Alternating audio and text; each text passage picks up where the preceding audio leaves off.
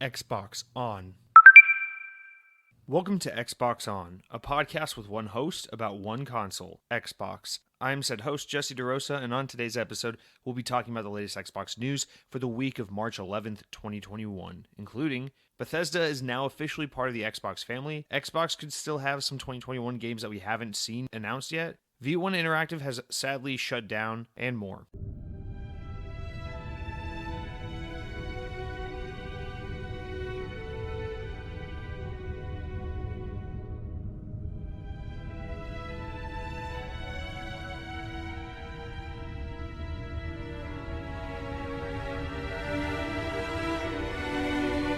Okay, real quick, I just got to get this out there because I keep noticing this every day when I drive home from work, and I just got home from work about an hour ago, so it's still kind of on my mind, but I live about, my apartment's about a minute's drive, half a mile, whatever, I don't know, from the highway on-ramp, so like you leave my apartment, you turn left out of the community, you turn left again at the light, and boom, it's like there's the highway, you get on, right?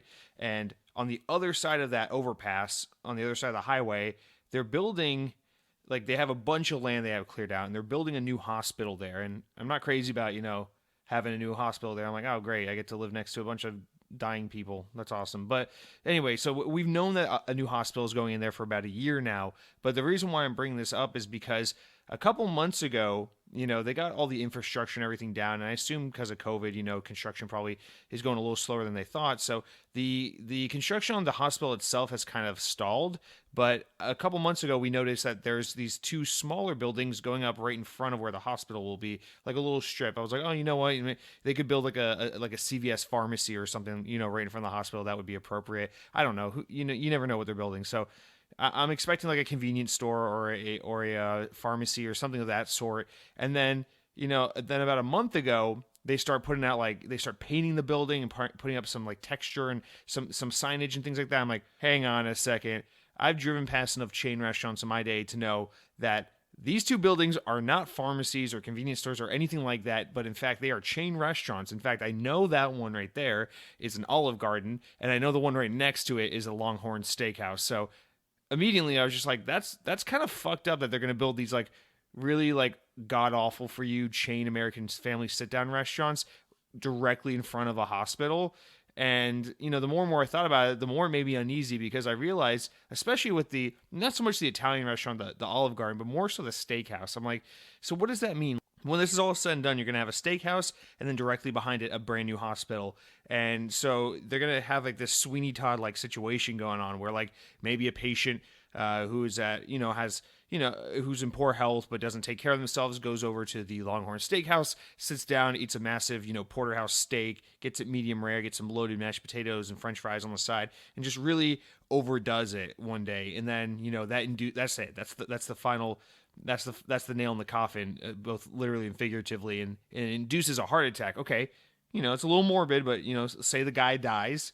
He ate the Longhorn Steakhouse. He gets really unhealthy and fat and everything and dies. And then the Longhorn then takes the dead body and brings it over to the hospital. He goes to the hospital where he has a heart attack and dies. The hospital then gives the body back to the steakhouse, and they chop up the meat and use that, for more burgers, more steaks, and things of that nature. And I guess what I'm getting at is there could be some weird cycle here going on with the eat unhealthy, leads to poor health, die, go to the hospital, they process the body, send it back to the restaurant, and they process it to be made into food, and we get some Sweeney Todd cycle of these unsuspecting patrons are going to this steakhouse expecting all beef ribeye, but instead they're eating Paul Pistachio from 2 blocks down who died of a heart attack. And I know it's a morbid thing, but I just want to put that out there. It's a little fucked up that we're getting a Longhorn Steakhouse and a hospital at the same time right next to each other. So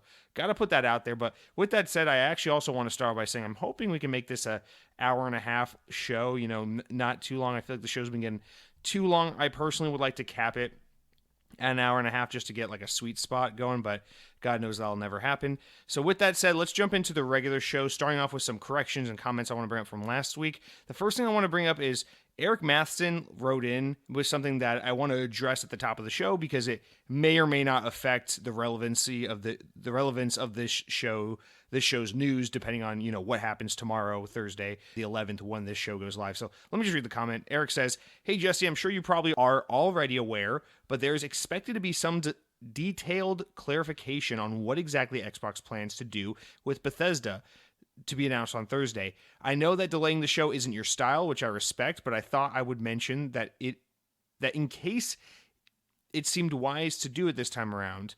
I'm sure I'm not your only listener who is interested in hearing your thoughts on the news while it's still fresh, but either way, I'll be listening to your newest episode as soon as it drops on Spotify, as I always do. Happy Wednesday, dude, buddy, fella." All right, thank you for commenting in with that, Eric, because first of all, I actually wasn't aware of this. So obviously, as we'll get to in the news, the Bethesda deal is finalized with Microsoft, all that good stuff, but I haven't seen on any social media platform or any of the media channels I usually reference to get my Xbox news anything about this rumored event or just detailed info dump about what's going to go on with the Bethesda deal that's supposed to go live tomorrow. So I'm not quite sure where you were hearing this. I'm not trying to doubt the validity of it.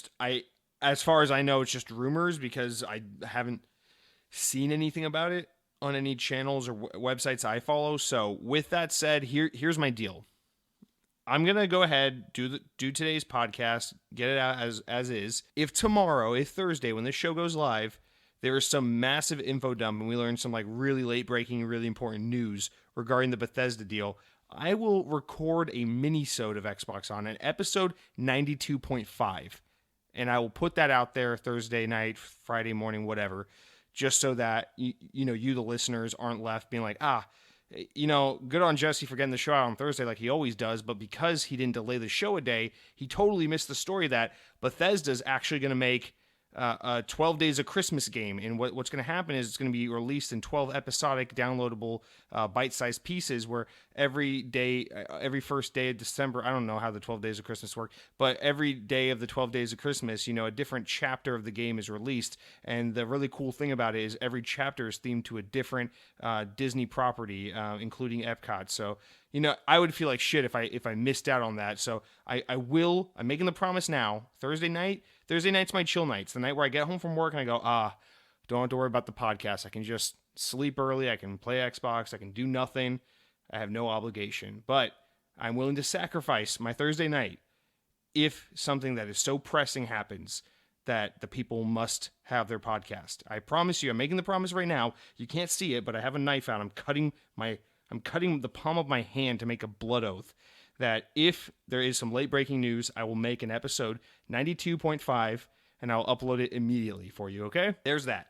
Now, next, we do have a little bit, I know I said I don't want to get political, and this isn't me getting political, but I had to follow up on a story from 2 weeks ago, that was all Harry Potter related. We just got to follow up on it because there was a new development on it, so we're not going to get full-blown into it, but I would like to point out that, 2 weeks ago we talked about over at Avalanche Software, who's, now WB-owned game developer, the team currently working on Hogwarts Legacy. The lead designer Troy Levitt, who was kind of under fire for his old YouTube page, has, after facing all the controversy and everything about his YouTube page, has since stepped down from his position and decided to leave Avalanche Software. So I just want to put that out there. He has claimed he's been on Twitter. He's been active on Twitter. I've been following him, seeing what he's saying. He's been saying, I'm under NDA. I can't really talk about it yet, but we will talk more about this soon. I will make a video, so we'll have an update on it soon. But he claims, this has nothing to do with being canceled, or this has nothing to do with him kowtowing or WB pushing him out. But I find it hard to believe, no one knew who this guy was. And then Did You Know Gaming, the YouTuber, Did You Know Gaming, decided to dig up some dirt on this guy and then blast him on the internet to try and get him canceled, and then said, I'm not trying to get him canceled, but try to get him canceled. And then all the mainstream obnoxious media like the Kotakus and the Polygons had a fucking field day because they're all a bunch of losers who have no lives. And they're like, oh, look at this video this guy posted 3 fucking years ago. I guess there was nothing wrong with it back then when he was developing Cars 3 Driven to Win for Nintendo Wii U. But now that he's working on Harry Potter, which is a quote-unquote problematic game, I guess we got to cancel him. So I find it hard to believe this isn't a direct correlation to what happened in recent weeks with him, but he claims it's not. I'm just pointing out there this is what's happening, and we will follow up on this story again once Troy puts his update video on YouTube. again, I did go back and watch this guy's YouTube page to see if I agree that he's a very quote unquote problematic person. And I will say, while I don't agree with a lot of the things he says in his videos, I think he comes from a very tame point of view, a very well argued and well defended point of view. And I think, I don't know, the takes he has, the points he makes, his videos and everything, I think they mostly seem to come from a point of like, you can agree, you can disagree, but you can't go around saying this man is like some like alt-right, fringe character, because he's really just a guy with some different opinions, whether or not you agree with him. So I found his videos to be, not necessarily things I agreed with, but not necessarily something that was dangerous or heinous or something that someone would need to be deplatformed over. So I will put that out there. That is the update on that story. We will come back to it when the time comes. Now, with all that out of the way, let's jump into our regular comment section of the podcast, guys. You know how it works. You go over to youtube.com. You look up Second Best Gaming. That's my YouTube page. Hi. And then you look up you see the Xbox On playlist there. And then you go ahead, you click on the latest episode, you leave a comment. You say something really cool like, I think Olive Garden serves authentic Italian food. I then ban you, or actually rather, I send, after a long, lengthy process involving lots of paperwork, I then send off to Sarugi, and then he determines whether or not you get banned. And anyway, that's how it works. So go over to YouTube, leave a comment if you'd like, or go over to iTunes and just rate me 5 stars. I like that as well. But our first comment this week comes from Sam A, first-time commenter, who says, been listening to you for a few months now. Great listen. I found your podcast around the Series X pre-order time. I was pissed off that I couldn't get one and enjoyed sharing the frustration with you. Luckily, my friend who's a pharmacist at Walmart in bumfuck Tennessee told our gaming group that the Walmart he works at got a shipment of them about a week after launch. All 5 of us drove 45 minutes and got one. Otherwise, I always enjoy your hot takes on politics. Sounds like you're a Joe Rogan Experience listener. I wish we could all look at politics like Tim Dillon. I enjoy staying at Airbnbs. It gives you a lot of, quote, local perspective instead of the, quote, hotel tourist one. There's a time and place for getting an Airbnb. Last thing, Jesus Christ, the music at the end of the show always is so loud and scares the shit out of me. Shout out to whoever makes it, though. It's always great. So thank you, Sam, for writing in. A lot of little things to address here, little quick ones. Let's get some of these knocked out. The Airbnb perspective, I understand the whole why and the local perspective, but that's exactly my thing. Is I don't want to be a local. I don't want to know what it's like to live a day in the life of a person who lives wherever the hell it is I'm going. I want to know what it's like to be a tourist who turns and burns. I want to come into your home.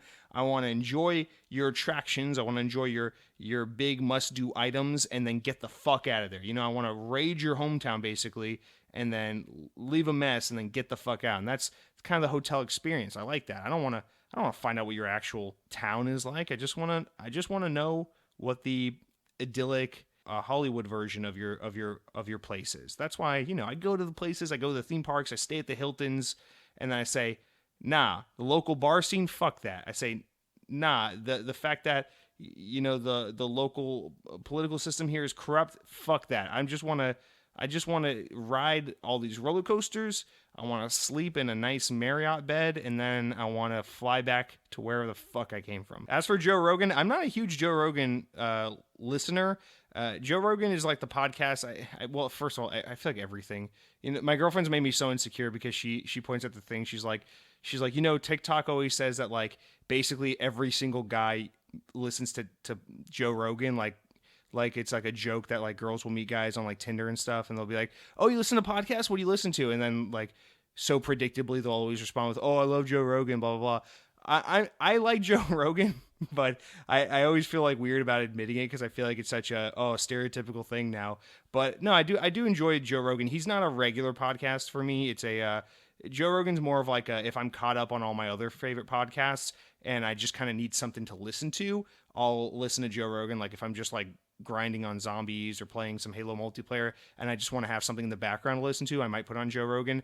Unless it's something like he has a guest that I just have to hear. Unless it's like one of his Elon Musk episodes, or like he had Tony Hawk on last year. If it's one of those episodes, I'll drop everything and listen to it. But I'm not like I listen to Joe Rogan all the time kind of person. I'm not really, but no, I mean I like Joe Rogan. The thing I mostly like about Joe Rogan is his show is a lot more about his guests than it is about him.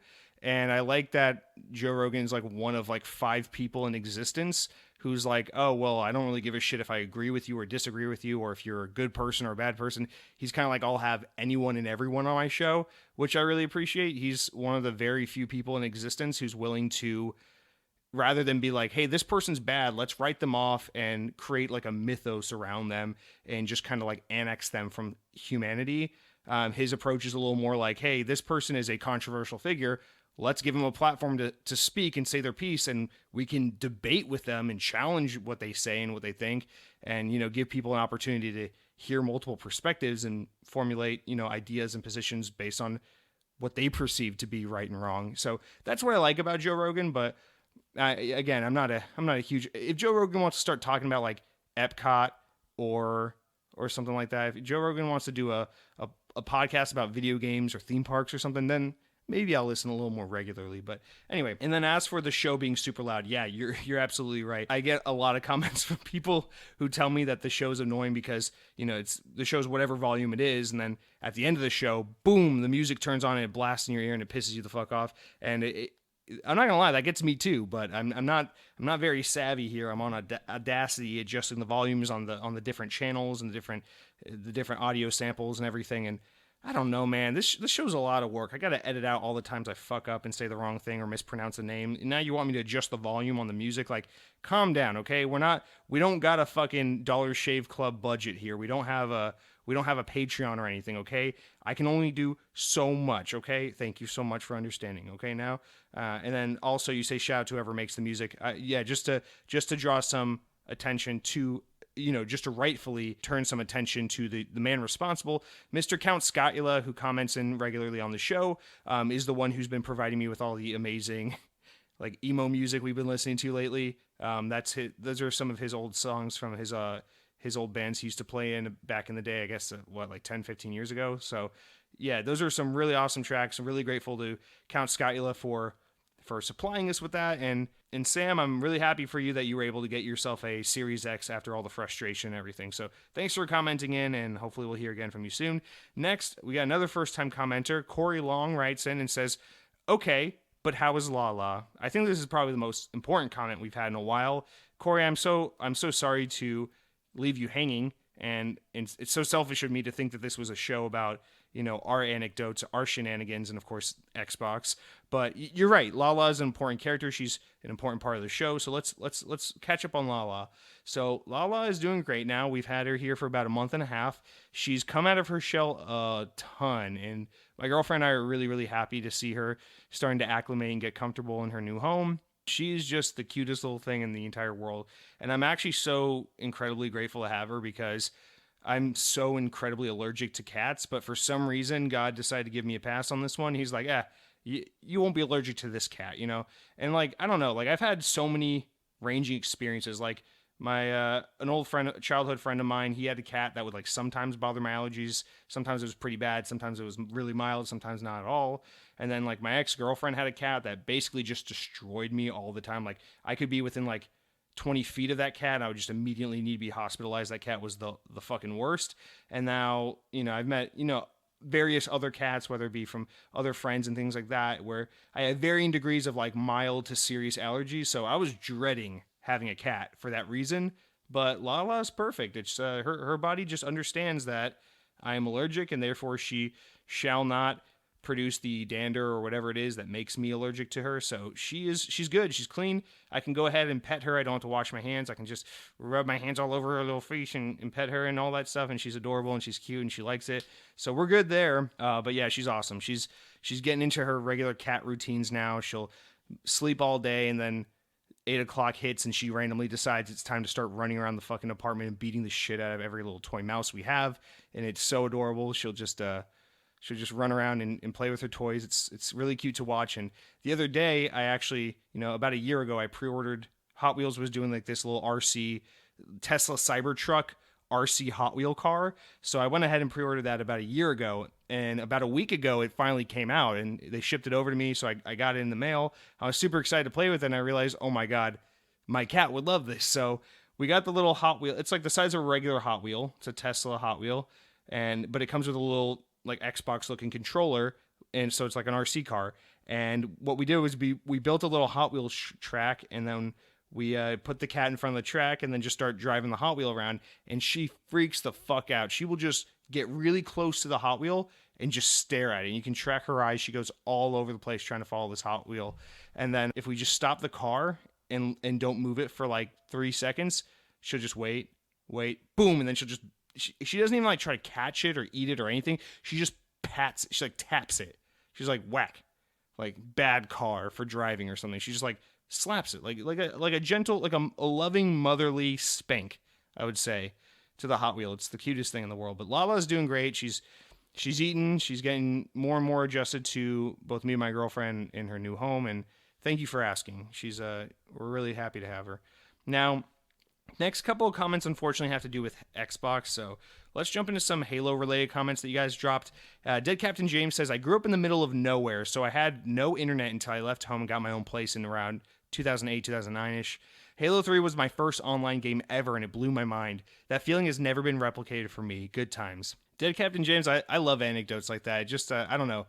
Aside from the fact that, like, 08, 09 is, like, my prime, those are, like, the years I'm most nostalgic for, you know, that time period. It's just, I don't know, it's always awesome to hear stories like that because, like, I think I said last week, it's like, it doesn't matter how amazing the next big game is, you know, whatever it is that comes out, you know, let's say Halo Infinite's the greatest thing since sliced bread. Let's say, you know, there's some original new IP that comes out next year that's like overnight, it's like a Witcher 3 type success story. It doesn't matter. No matter how awesome the next big game is, nothing's ever going to top that experience of like a completely new thing. Like the first time you played HD video games, the first time you played video games online with a headset and you're playing with your friends and you're all in different places. Those kinds of experiences that like the 360 era brought, I feel like was one of the last like truly quote unquote next gen type experiences. So I feel you there. Sarugi says, it's funny how you kept mentioning Halo 3. Me and K-Dog decided to run through it after our failed Taco Bell adventure. My God, how good is that game? I hadn't played the campaign since the 360 days. The pacing, the score, the AI, the story, everything is just perfect. Love finding new appreciations for the classics. Sarugi, you're incredibly right, and I've been playing a lot of Halo multiplayer this past week, and I gotta be honest, another thing that Halo 3 does so masterfully that I didn't realize they had improved so much over Halo 2 with was just weapon balancing and everything. It's like Halo 3 is, you know, they always say like third time's the charm, you know. Halo 3 really is like in Halo 1, magnums are super OP and grenades are kind of broken and all these things. In Halo 2, weapons are kind of underpowered. They do the SMG as like your primary and it kind of sucks, and dual wielding's kind of broken and the needler's kind of useless unless you're dual wielding. It's like kind of hit or miss. But then you get to Halo 3. I swear to God, it's like every fucking weapon in Halo 3 is so perfectly balanced. In fact, my brother and I were kind of talking about that this week while we were playing some Halo 3 multiplayer. It's just, yeah, it's like everything you say, the pacing, the score, the story, they got everything right. Like it was just the perfect attempt at making an excellent Halo game. And Joe Murphy says, so I started a couple new games from Game Pass. Dirt 5 is pretty good.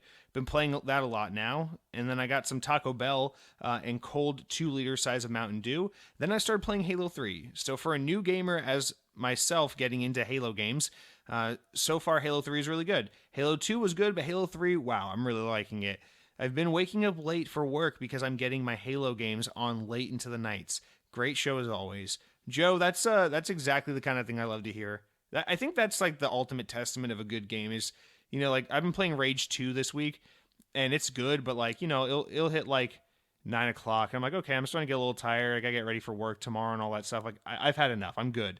And like, I think that's a good game, but like, man, the mark of a great game is the kind of game where you're like, okay, where like you realize it's like getting late into the night and you got to do something tomorrow, whether it's work or whatever obligation. And then you start in your mind thinking of all the little workarounds you can do to your routine to justify staying up a little late. It's like, okay, well, if I don't pack lunch for work tomorrow, I can save, 10 minutes off my getting ready time tomorrow. Or it's like, or if I just, I don't know if it's like I just lay out my clothes before I go to bed and do this and that. It's like I might be able to sleep in a little extra, which means I can justify staying up a little later. And you start to like come up with the excuses in your head as to why you're going to stay up and do one more game, or one more mission, one more level, whatever it is. And dude, Halo 3 is totally one of those games where, that's like the mark of a truly great game, is the game that has that just makes you say, like, I got to figure out what happens next. I got to play one more match, one more level. That was so fun. I think I got it next time. Just like that kind of game is so special. And to me, as someone who plays video games very regularly, I find that to be the case not very often at all with games. It's, I find games to be either boring, fun, but I can control the amount of time I spend with it. And then there's the ultra rare, which is the I cannot put this game down because it's so good. And you don't get many of those, so it's always a really memorable experience when you do. Now, the next couple of comments, guys, I want to dedicate to our guy Tsurugi. It's the second time in a while in recent history, actually, that he's done a slew of comments back to back like this. So I'm labeling this the Tsurugi Power Hour Episode 2. His first comment says, 142 hours of Assassin's Creed Valhalla, and I'm finally done. It's been one of the games I've played. It's been the only game I've played since getting my Series X on launch day, with the exception of the campaign run through on Halo 3 and 4, which is like, they're like 7 hours each. Loved every second of the game, and I'm super keen for the DLC. To cleanse my palate, in the last week I've managed to play and finish The Medium, The Tourist, Donut County, and I'm nearly done with New Super Lucky's Tale. No real point to this post except to add a bit of Xboxiness to the show. Tsurugi, glad to see you loved Valhalla. Glad to see you're playing Halo, of course, more than anything. I'm glad to see you found the time to play all these games, beat all these games, and, get a lot of good time and value spent with your new Series X. But we don't need to add a bit of Xboxiness to the show, Tsurugi. You know damn well that, Taco Bell is to Xbox as breathing is to survival, So we can talk about what we got to talk about. We can talk about the hospital with the Longhorn Steakhouse. And I think, even the most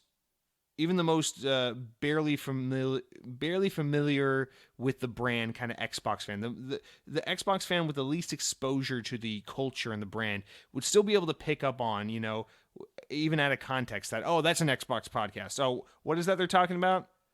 Oh, there's a Portillo's opening up in Orlando. Oh yeah, that's an Xbox podcast. So we don't need to pad it out with Xbox commentary. I think the people know when it's about Xbox. And so nonetheless, I do appreciate your comment. Now, Tsurugi, this is your power hour, not mine. So let's continue on. You say, instead of ending your show with Power Your Dreams, it should be PepsiCo is life. Tsurugi, that definitely doesn't have a ring to it the way Power Your Dreams does, but I definitely do jive with and relate to that motto a lot more. I think it's definitely a lot more in line with who I am and what this show is about. So I do love PepsiCo's life. But before we adopt that as the permanent, end to the show, I think, I think that we should have, maybe leave the floor open to others, So that's to anyone here. Feel free to comment in. At the end of every episode, I say, guys, power your dreams, because that's the Xbox Series X tagline is power your dreams. But if you guys think we can do better than that, please feel free to either build off what Tsurugi has suggested here or come up with your own idea entirely. We can workshop this and come up with a new little tag to end the show with. I'm open-minded to that.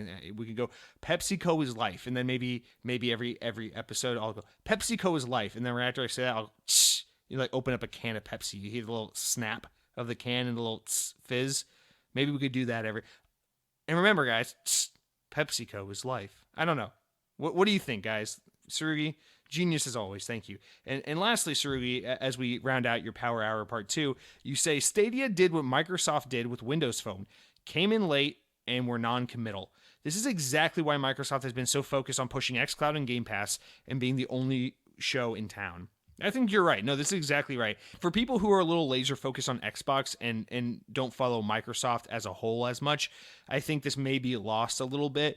But that is a very Microsoft thing to do historically, is, dip one toe into the water and then be like, well, we gave it our all and it didn't totally work out. I guess we failed, or I guess the market doesn't have room for us, or I get, they don't try hard enough. I think Google's actually way, as you mentioned here with Stadia, I do think Google's way more guilty of that than Microsoft, but I think a lot of these tech companies in general do. I think Amazon does it, but the most notorious players, I think, in this practice are definitely Microsoft and Google, but I would say Google's the worst for sure. But yes, that is exactly why Windows Phone failed. It's not because Windows Phone wasn't good. Windows Phone was damn good. That's why the people who did have it miss it so dearly, is because it was like pretty much objectively better than iOS and Android. It's just that Microsoft came to the game way too late and were never that invested and were never that serious. They never really put in the money, the marketing, and the effort into getting into that the way they should have. And, Bill Gates says to this day that's his biggest regret in his career with Microsoft was not, foreseeing, the role that phones were going to play in our lives and the prevalence that they, of having, a smart device in everyone's pocket. Although the funny thing about that is Microsoft was probably like one of the more involved companies with like the pocket computer, in the decade and so before the iPhone was even a thing. So it's only fitting that they still fucked it up despite, having the advantage over everyone else back in the late 90s and early 2000s and whatnot. Yeah, I think that's exactly what we're seeing here with xCloud is that Microsoft knows that with Azure and everything, they already had the upper hand with Xbox being a well-established brand and with Azure cloud technology being what it is and so good. I think Microsoft already knew it's like we're already positioned to beat Stadia. We just need to stay laser focused on this and keep pushing and pushing and pushing and making it better. And pretty soon we'll be the de facto like the place to go for cloud gaming. And I think so far that's why they're succeeding as well. It's because they are there early, they're doubling down on it, investing and pushing hard, and I think it's going to pay off if they stick with it. Don't do a Zune, don't do a Windows Phone, don't throw something out there, let it exist, let it flounder, let it flail around, let the fanboys cry for more, and then be like, well, time to cancel it. That's a very Steve Ballmer era Microsoft thing. I think Satya Nadella is a little more calculated as a CEO and has a little more vision and focus on what the company does, but that's neither here nor there. This is an Xbox show after all, not a Microsoft in general show. Eddie Lawson comes in and says, lol, I have Game Pass and all I use it for is Minecraft. Eddie, I think if you have Game Pass and you're paying $15 a month for it or $10 a month for it or whatever, and all you're doing is playing Minecraft, I don't think you have Game Pass. I think you may just be subscribed to Minecraft at that point. So you might want to just invest the $20 in buying Minecraft and ditching Game Pass at that point, just to save yourself, the money in the long run. But, to each his own. If this is what brings you happiness, by all means. Now, my mother writes in and says, whatever happened to Tiny Tank? I remember you guys referring to me and my siblings when we were growing up. I remember you guys would play that, and it cracked me up to listen to it. Also, thanks for trashing my childhood. Yes, I know Star Wars Legacy extended far beyond my youth, but it was an important part of my development as an individual. Luke Skywalker is awesome, and Yoda is still my guru master. Well, Mom, first of all, yes, I shat all over Luke Skywalker. I was not shitting all over Yoda. I was shitting over Baby Yoda, which is technically a different character, and I guess the character's name isn't technically Baby Yoda, but I don't watch The Mandalorian, so I don't know what his real name is. So only half of that is true that I was shitting on your childhood. So I only half shit on your childhood, Mom, okay? Now, you say, whatever happened to Tiny Tank? I remember you guys talking about that and playing it, blah, blah, blah. Okay, my mom here, this is an extremely DeRosa deep cut here, but my mom is referring to a PlayStation 1 exclusive game called Tiny Tank that released in 1999. So this isn't even remotely an Xbox related thing, but yes, Tiny Tank is this third person shooter kind of platforming, but mostly like shooter platformer game that came out in 1999 exclusively for PS1. It was published by Sony and it was developed by a developer. It was made by a developer called Appaloosa Interactive, which were from somewhere in Europe. I think they had like a team somewhere in the US. That team has since been defunct since like the mid 2000s. And they mostly, they made a couple Contra games. It's actually the developer behind Echo the Dolphin. That's probably what they're most famous for, is the Sega Genesis game Echo the Dolphin in its subsequent sequels.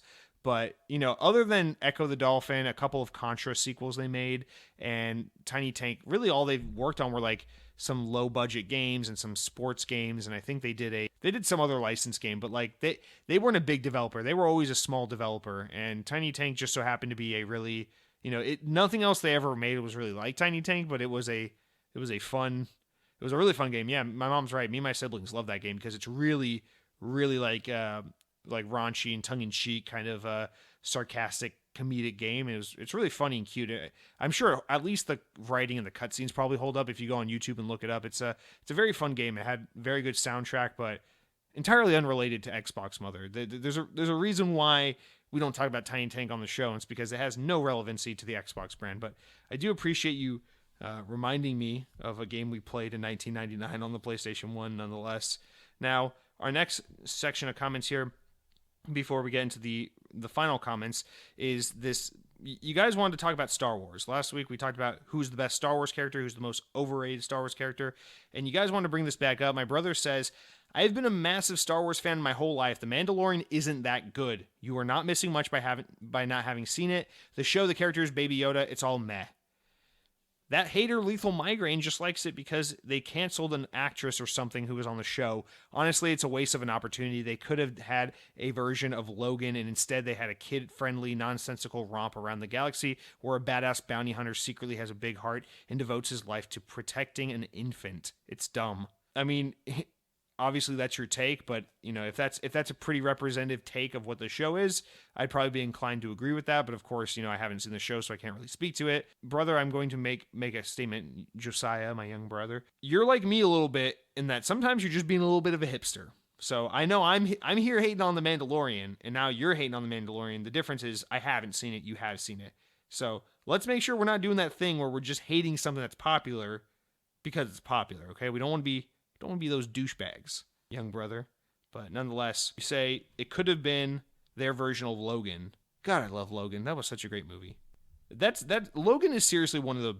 It's not... I mean, obviously, Wolverine's like a quote-unquote superhero, but Logan is one of the best quote superhero movies of all time, even though it's not a superhero movie.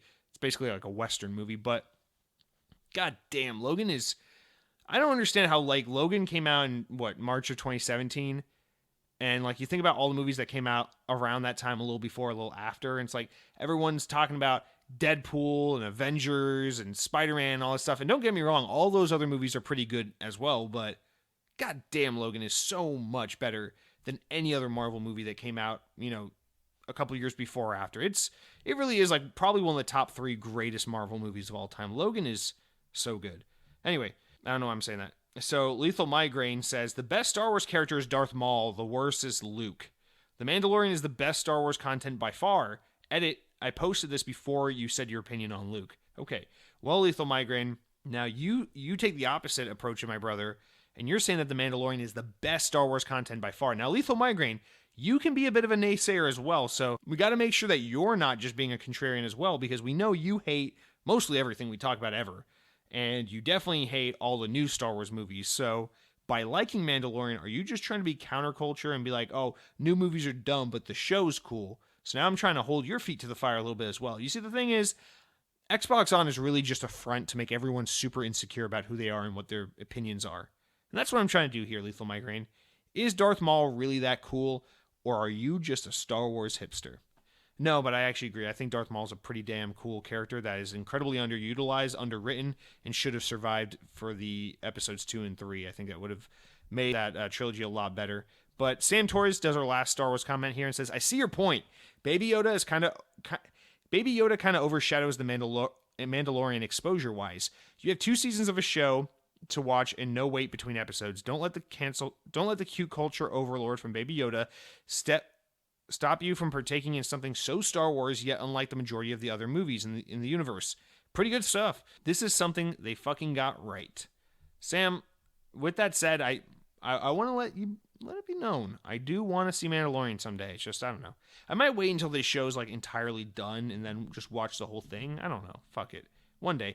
I should say, I did watch episode 1 of The Mandalorian back when it first came out in late 2019. So I have seen 45 minutes of The Mandalorian. I thought it was slow and boring, but I'm not going to judge the show based off its first episode. I know it picks up from there. You don't really know much about a show just from the first episode, but I have seen something in that universe. Now, the rest of the comments here are just a hodgepodge of other shit, so let's round out the comments today with these. My brother comes back and says, even though I think that new Alien game will be dead on arrival, I still can't wait to get it. I'll play or watch anything with the Alien IP. Well, if there were more people like you, maybe that game wouldn't flop, but it's going to flop. Count Skyla, our resident musician and emo boy and guy who plays all the loud music that makes your ears melt, even though it's my fault for not lowering the volume, writes in and says, I loved the Halo screenshots shown last week. I think it looks really good. I've been wishing they'd move back to the older style sniper scope as well. It's the perfect blend of Halo Reach and Halo 5. the sniper body. I'm not concerned about the screenshots being PC pictures. I think the Series X version will be very similar to the untrained eye graphics wise. I am concerned with the entire campaign. I am concerned that the entire campaign is going to be a Pacific Northwest forest in a valley, with the rest of your time being spent inside Forerunner structures. Don't get me wrong, it looks gorgeous. However, I need variety. The initial trailer showed us a deep forest, desert, coastal areas, mountains, so hopefully they don't screw it up. If I don't get some variety, I'm doing what Halo fans do and complaining on Reddit. That's perfectly put, because that is what Halo fans do. Count Skyla, I read your comment initially, and I was like, you know what? That's a really good point I hadn't considered, and now it's a concern of mine as well. But I agree. If the game was just like a big green foresty Halo ring, and then sometimes you go in these Forerunner structures and stuff like that, then it would be very, very, very boring. Like if every level of Halo, if every aspect of the world of Halo Infinite was just basically like Halo, the level Halo from Combat Evolved or Assault and Control Room or any of those kind of levels, if it was just like that on endless repeat, I would be very, very sad. But I don't think that's the case. I think what they're doing is very intentionally showing us a very limited, they're trying to show a lot about the game with a limited environment, because they want that experience to be like, wow, now I'm playing the game, I see just how big this is. I see just how much there is to do, how much there is to explore. So my guess is that there's a lot to see. And keep in mind, we've only seen one gameplay demo of the game. So, but yes, I understand your concern, and I want to share it, but at the same time, I'm pretty confident that is one thing they won't get wrong here. I think there will be many varied environments. We got to get some desert, Halo 3 showed us that Halo deserves desert levels. Mavsman says, first and foremost, we failed you as a community. 22 comments from last week. We suck. Let's step it up this week. We need more shit-talking Taco Bell and Mountain Dew talk with a sprinkle of Xbox. Since after all, if you're not aware, this is an Xbox podcast. Two things. EA's King, did you ever even adhere to your 7-day to try Taco Bell policy? We never heard from you, so I'm assuming no. Welcome to Banland. And secondly, after months of listening, I have an actual Xbox question, since this is an Xbox podcast after all. What are your thoughts on Black Ops Outbreak mode? I'm not the biggest fan of traditional zombies modes, and I find Outbreak to be a nice change of pace. Definitely think there is some room for improvement, but not a bad starting point. So thanks for writing in, Mavs, man. I think it's a really nice of you to bring up the EA's King thing here, because he hasn't commented in a while, and he was supposed to be banned for not trying Taco Bell. So I'm starting to wonder if maybe we scared him off, or maybe he tried Taco Bell, and since he hadn't had it his whole life, his body wasn't worthy. His adult body wasn't worthy of the bell, and it caused him to wither and fail. So I don't know what the case is, but EA's King, if you're out there, please comment. Your ban is over, and we need to make sure that you're safe and well. Please, and thank you. But as for your question here, I have played Outbreak on Black Ops. Now, I should say, Outbreak came with Season 2. I played so much Black Ops Cold War that, I'm done with it. I finished the Season 1 Battle Pass. I played the fuck out of the first 2 zombie maps and all the multiplayer. I'm done. I got my fix. I need to put Black Ops down so I can move on and do the rest of gaming. I'm so behind on my backlog in the games I thought I was going to be playing right now and everything, because Call of Duty set me back so much. So I've put it down. I'm not getting sucked into Season 2. I tried the new multiplayer map once. It kind of sucks. It's a sniper fest. So fuck that. And then I played Outbreak a couple of times, but here's the catch.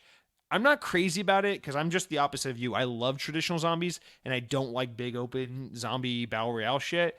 But I think Outbreak is big, interesting, and kind of boring at the same time. It's like the concept of it is interesting, but once you start playing it, you get bored real fast.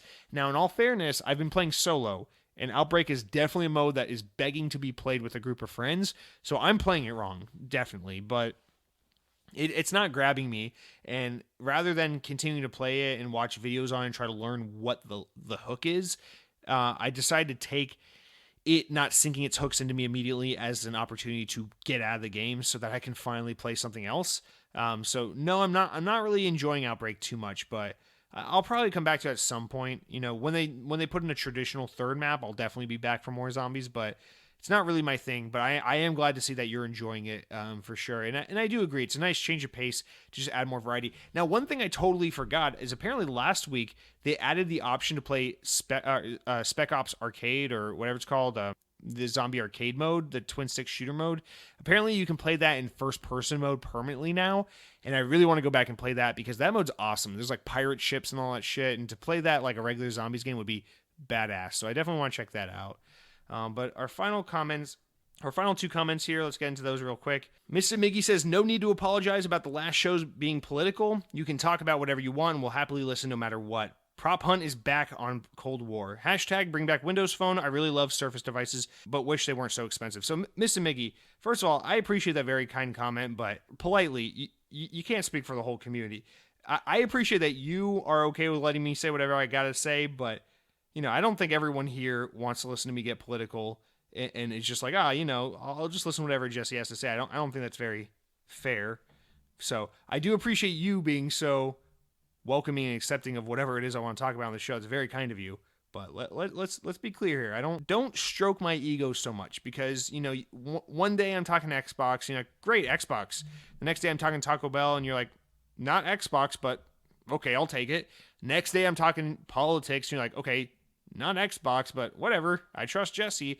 And then the day after that, you're living in a communist dictatorship, and I'm ruling your life and rationing out the kind of food and essentials that you're allowed access to. And Mr. Miggy, that's a slippery slope. Make sure you never give anyone too much of a platform and too much control over any situation, because that's power. And what you're doing here is you're giving me all the power, and you don't want to do that, Mr. Miggy. You want to make sure you as the consumer, you as the listener, you hold me accountable, and you tell me what you want as a listener. You say, Jesse, you dumb bitch, talk about Windows Phone or Xbox or the show's over. So just put that out there. Now, hashtag bring back Windows Phone. I love it. And you're right there. Surface devices are super expensive. They're definitely the premium. We can do our Apple price tag thing on this device thing. So it does suck that Surface devices are expensive, but I will say there are ways to do affordable Surfaces, especially the one that came out last year. They do the Surface Laptop Go, which is like a $500 laptop. It is a Surface laptop shrunk down. So, I mean, if you want a Surface device, the Surface Laptop Go is a pretty affordable way to get into the Surface brand. So at least they have, a little variety, a little spectrum of pricing tiers with their product range. But I'm not here to sell you on a Surface. I'm here to talk Xbox. So our final comment comes from Flips Mad Max, who says, if they don't make a Titanfall 3, it'll be a missed opportunity. Been playing Far Cry 4 with the new updated boost FPS. It's so much better than before. Feels like a new game. Hope other titles get this boost as well. Well, they are, but at a quicker pace. Yeah, this Series X is so freaking good. It's a legit monster. Thanks, Flips Mad Max, and I would like to just say, yes, we better get Titanfall 3. I think we will. It may not be as fast as we want it to get here, but I really do feel deep in my bones that at some point we will get a Titanfall 3, and that will be the game to decide it. If Titanfall 3 doesn't stick, then that franchise is gone, and it's just Apex Legends.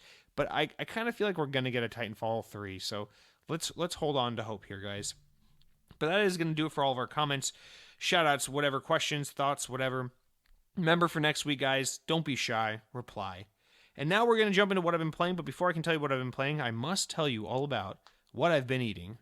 Guys, if you didn't know, this past week, or last week, whatever it was, Microsoft, Halo 343, whatever, teamed up with Pringles, the chip brand Pringles that come in the little tube stack, to make an exclusive Halo Pringles flavor. So it is a MOA burger flavor Pringles. So let me explain this.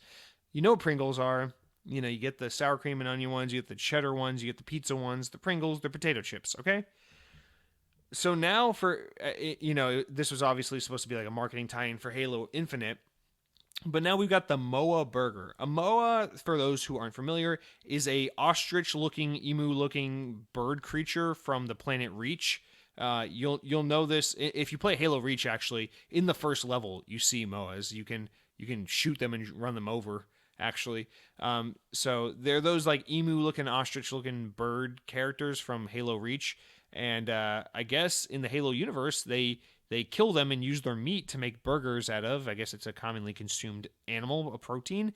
So I think it's really, really fun and cool that they're like, oh, let's have some fun with this. Let's make a chip that tastes like a burger made from this animal's meat. I think that stuff's really fun. It'd be one thing if it's just like, oh, buy any can of Pringles, classic Pringles, and there'll be a code to get double XP on Halo Infinite, and we put Master Chief on the packaging. Like, that's one thing, one kind of marketing tie-in, but this is way more fun, is to like make a new flavor, make it themed into the world. This is way more like something for like real fans of Halo to really appreciate and enjoy. And so I really love that they did this. And, as a theme park fan, I especially love this because I think we even said on the show once, like, if there was a Halo theme park land, what would they do for, like, the food offerings there? So I guess they could have MOA burgers, which, if you've seen the packaging, you know that it looks like basically like a quadruple patty cheeseburger. So I'm all about it. So anyway, I went to Walmart the other day hoping to find it, and I had no trouble at all finding them, actually. They had a shelf full of them. So I said, hell yeah, I picked up 2 packs. One for collection and one for eating. And I took them home, excited to try them out. And got to be honest with you guys, these things suck. They're really bad. So there's like a ginger flavor to them, and it's kind of gross. I'm not a huge ginger fan, but it's a strong it's a strong punchy ginger flavor, and I don't like that at all. I don't know why they didn't just decide to try to do like some fucking barbecue cheeseburger flavor or something like that's everyone would love. But no, they're like, oh, let's do like some ginger tangy thing, turkey burger looking thing, and it's not good. And I'm really sad to say it because I think they nailed the concept and the idea of the product, and it's super fun, but they just fucked up the flavor. So I'd like to see them do more of this. Like, they should do like a fucking Halo themed Pop-Tart, or like a Halo Tostinos pizza rolls or something like that. It'd be fun. Like, come up with an interesting flavor that's like Halo universe food. But yeah, this one is a miss. The flavor is not good. I recommend you still buy them just to try them or collect the box or something if you're a weird person like me who collects like Mountain Dew flavors. But yeah, it's not very good. So that's what I've been eating. And I gotta say, whoever it was who commented last week about Portillo's opening in Orlando, Portillo's is not open in Orlando. I told my friend Hunter, I was like, hey, we gotta check out Portillo's, and he's like, dude, this location's not open yet. And we pulled it up on Google. It looks like there's just a bunch of random reviews for other restaurants and other Portillo's locations that people commented on and left on this Portillo's location that's still under construction. So not open yet, but I almost went on nothing but your recommendation, your sharing of the news that this place was supposedly open, but it's not. So I want to put that out there as well. Now, that's what I've been eating, but as for what I've been playing, guys, I've been taking kind of a week off. Not really a week off, but I've been taking more of a passive week in gaming. I'm playing Xbox a little bit every day, but I'm not really doing anything too active. I'm just kind of like killing time. So I've been playing a lot of Halo 2 multiplayer for some reason. So lots of Halo 2 and Halo 2 Anniversary multiplayer. Got to be honest, Halo 2 being the game in the franchise I spent the least amount of time with, it can be really fun to play Halo 2 multiplayer because it just feels the least familiar. So it's like, I don't know, it's like the closest thing I can feel to like new Halo is like playing Halo 2 Anniversary multiplayer on Master Chief Collection. And I don't know, I've been enjoying it a lot actually for some reason. That's one of the things I love about Master Chief Collection so much is it's like, I can play Halo 3 multiplayer for like weeks on end and be like, okay, I'm done. And then come back to it and be like, now I want to play Halo 2. And then that's good.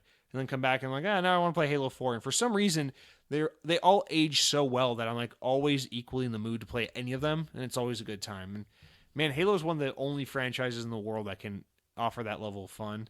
But yeah, I've been playing that.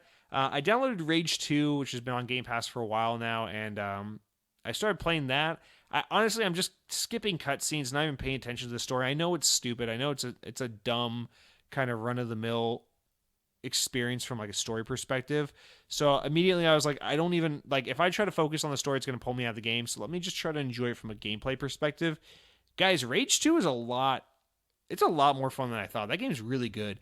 It feels like Wolfenstein or Doom, but with like better aim assist. It's that id Tech engine, of course, but with way better aim assist. So unlike Wolfenstein or Doom, I think it feels kind of better on controller, because it's just easier to snap to enemies when you're trying to just aim and shoot. But like, it feels fast and fluid, and you can kick slide and like drive like cool Mad Max vehicles around the wasteland.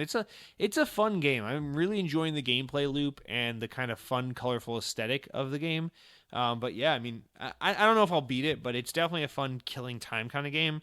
And what I've really been killing time for is I ordered Bulletstorm Full Clip Edition on eBay. I got it for like $18, and I'm just kind of waiting for that to come in the mail. Actually, at the time I'm recording this, it's supposed to be in the mail today, so it's in my mailbox right now, I guess.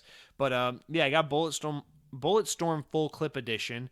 Kind of in anticipation for Outriders coming out. I'm excited to play that game, so I'm like, fuck it, let me play People Can Fly's previous game before Outriders comes out, so I can be more familiar with their previous work, especially considering Bulletstorm's a game I've been meaning to get around to since it came out in like 2010, 2011 or whatever. So I'm looking forward to getting to that this weekend. But other than that, that's kind of what I've been playing or anticipating playing. And with that out of the way, guys, I think it's time to jump into the news. So much for getting this episode under an hour and a half. Anyway, well, it is a little bit of a slower news week. It's fewer big stories, a bunch of little ones, but still a lot to talk about. So let's just jump right in. Our first story from Xbox Wire. This is basically, everything is official. This past week, the deal with the Bethesda acquisition that Microsoft is doing, buying up ZeniMax Media and Bethesda and all these studios. The deal was approved this week by EU regulation agencies, but had already been approved in the US a few months ago by the SEC. So now it is official. Like, everyone has approved it. The deal can go through. As of Tuesday, the deal is official. It's set in stone. It's inked. It's paid for, or whatever. It's done. ZeniMax Media, Bethesda, Arcane, Machine Games, Tango Gameworks, all of them. Alpha Dog, Roundhouse Studios, Arcane, all these guys are officially, id Software, officially part of Team Xbox, of Microsoft. It's all there. So the thing's inked. It's set in stone. Lethal Migraine, we can stop saying, don't talk about it. It's not official yet. It's official now. So the post from Xbox Wire, I just want to read it off to you. I think it's the best way to kind of put into words what's going on here. But the post from Xbox Wire reads, "This is an exciting day for Xbox. Today we officially complete the acquisition of ZeniMax Media, parent company of Bethesda Softworks. It's an honor to welcome 8 incredibly talented development studios: Bethesda Game Studios, id Software, ZeniMax Online Studios, Arcane, Machine Games, Tango Gameworks, Alpha Dog, and Roundhouse Studios, and their passionate global communities to the Xbox family. Now that everything is official, we can begin working together to deliver more great games to everyone. At every step building toward this moment, I've been inspired and motivated by the creativity, insight, and community-first approach that the talented people of Bethesda have had. Our goal is to get..." Now, this post is written by Phil Spencer. Sorry for proper context of where this is coming from. And he continues on, "Our goal is to give these teams the best foundation for doing their greatest work as we continue to build Xbox into an inclusive platform for all players. This is the next step in building an industry-leading first-party studio team, a commitment we have to our Xbox community." So that's an important one. This is the next step in building an industry-leading first-party studio team, a commitment we have to our Xbox community. With the addition of Bethesda creative teams, gamers should know that Xbox consoles, PC, and Game Pass will be the best place to experience new Bethesda games. Also important to note, the best place to experience new Bethesda games. Not the only place, the best place. Including some new titles in the future that will be exclusive to Xbox and PC players. This is them throwing you a bone because we won't stop talking about it. And then they round out with this. "As we shared previously, it's vitally important that Bethesda continues making games the way it always has. We look forward to empowering Bethesda's creative teams to reach even more players around the world, helping make future Bethesda titles the biggest and most important games in the history. Xbox and Bethesda have long shared a common vision for the future of gaming. Both as fans and as creators, Bethesda understands the potential of Xbox Game Pass." So that's it. It's official. Now we don't have to talk about the rumors, the this, the that. We can start talking in more confident and assured ways that Bethesda is now part of Team Xbox, like it or not. And with that, time to start reading between the lines and figuring out what's coming to Xbox exclusively, what's coming out timed, what's going to PlayStation, what's happening here and there. Because I think that's the thing most people are really excited about. It's so interesting because I found a lot of like the Xbox fan community in my Twitter feed over the past year or so as I've done more and more of the show. And I guess what I mean by that is I've begun to follow more Xbox people on my Twitter feed. And unfortunately, Twitter being the worst representation of humanity, what I've been seeing more and more is just like how obnoxious the more passionate side, if you will, of Xbox fandom is. In that it almost doesn't seem like people are excited about Xbox acquiring Bethesda because they're like, oh, well, we want awesome first-party exclusive games for Xbox. or, like this will make Bethesda games even better. It's more because it's like, yes, we got a leg up. Fuck you, Sony. We win. PlayStation bad, Xbox good. It's like, guys, do you even care about like just your platform being better, a better place to play for the sake of your platform being where you like to play video games? Or do you want it to just be better because you want to dunk on people who purchased a PlayStation instead of an Xbox because that was their choice and what they wanted? Like, it's just so crazy to me that the conversation seems almost entirely steeped around like, what was that about Xbox has no exclusives? Now, I understand obviously that is a fair thing to be mentioning, which is that Xbox's biggest struggle, especially through the Xbox One generation, was a poor lineup of first party content. And now with all the acquisitions they made in the previous few years, paired with now the Bethesda acquisition, yeah, that problem is solved. It might be a little rough for a year or two while they really get the cadence going, but long term, the first party lineup is strong. But I really want this, the only reason I preface with all that is because I really want this to be a celebration of Bethesda joining Team Xbox, not a console war fanboy dunking contest. So I want to preface with that. Now, here's what we know. We know that Tango Gameworks' new game, Ghostwire Tokyo, and Arcane's new game, Deathloop, are PlayStation exclusives. It's just simple. They inked these deals with Sony before this deal happened, so these games are coming exclusively to PlayStation 5. I would not be surprised if we find out later on, maybe after a year or something, there's a way that we can get these games on Xbox and that the exclusivity is timed to PlayStation, sure. But as of now, those are the two most imminent Bethesda games coming out, and they're both exclusive to PlayStation, which is hilarious, right? And then what else is there after that? Well, there's Bethesda's working on Elder Scrolls 6 and Starfield. We know Starfield is first, which is still a ways out. And then we know Elder Scrolls 6 is after that. So Elder Scrolls 6 is conceivably a next-gen game. And I don't mean next-gen like Series X. I mean next-gen like the console that replaces the Series X. It's like that far out. So again, we know that was really stupid that Bethesda announced it so prematurely all those years back. But, this is the world we're living in. They did it. Here we are. And so now it's this question of, okay, so these teams are on Team Xbox. What does that mean? What's exclusive to Xbox? Who's working on what? What can we expect? So let's go down the list of studios and talent that are required here, right?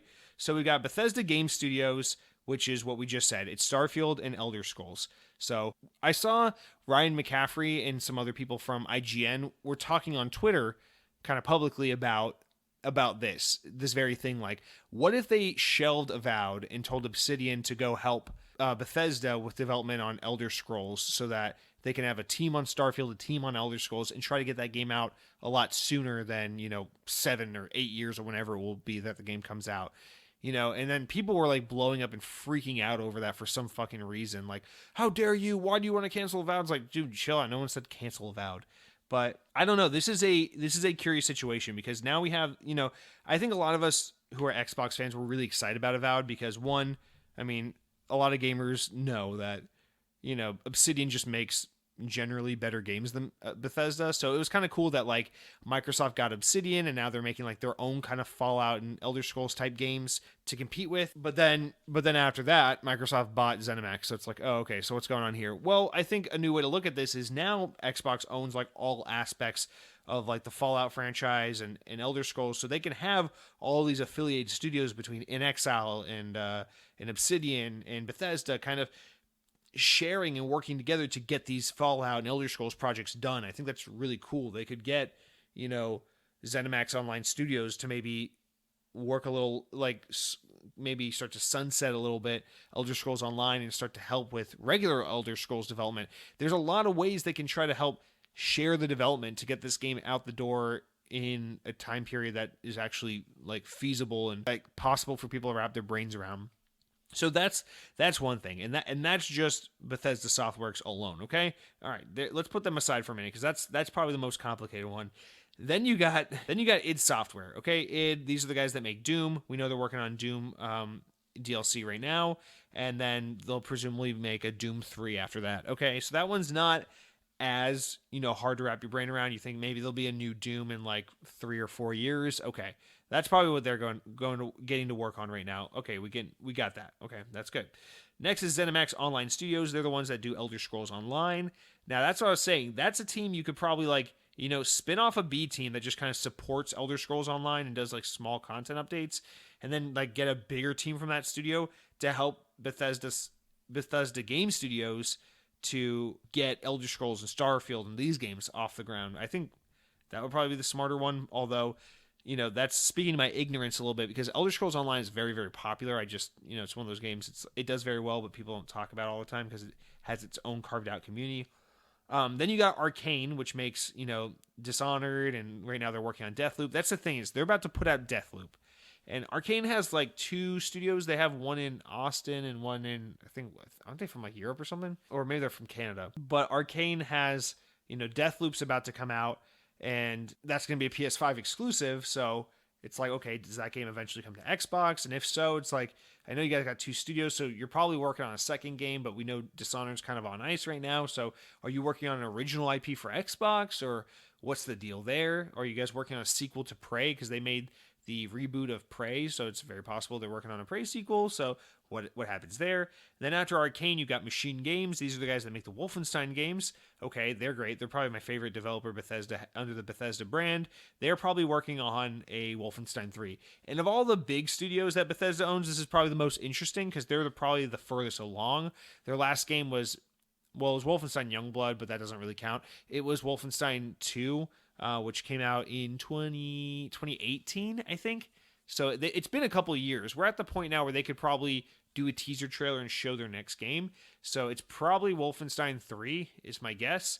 And if that's the case, that's got to be a multi-platform game. Because, again, by my logic, my theory is anything that's already an established franchise has to remain multi-plat. So the next Doom, multi-plat. The next Wolfenstein, multi-plat. But the next new IP, that can be console exclusive. So we'll see. After Machine Games, you got Tango Gameworks. They're doing Ghostwire Tokyo, which is the game that's about to come out exclusive to PS5. Again, they also made the Evil Within games. So what are they going to do? They're already about to put out a brand new IP. They don't have another brand new IP ready to go. So they're going to be in development for a while. See, Microsoft's kind of acquiring ZeniMax in a kind of a bad time because all the studios attached to ZeniMax either just put out games recently or are just about to put out games that are PlayStation exclusives or are deep in development of games we're not going to see for a very long time. So it's like they got Bethesda. This is exciting, but it's at a time where like we're not going to get to see the fruits of their labor for any time pretty soon. So like it's going to be wild. We're all going to be twiddling our thumbs waiting on some concrete information for a while. And then after Tango, we've got our last 2. We got Alpha Dog, which is, a mobile game developer that they acquired like in 2019. So they're probably working on some mobile game or doing support for Fallout Shelter or something like that.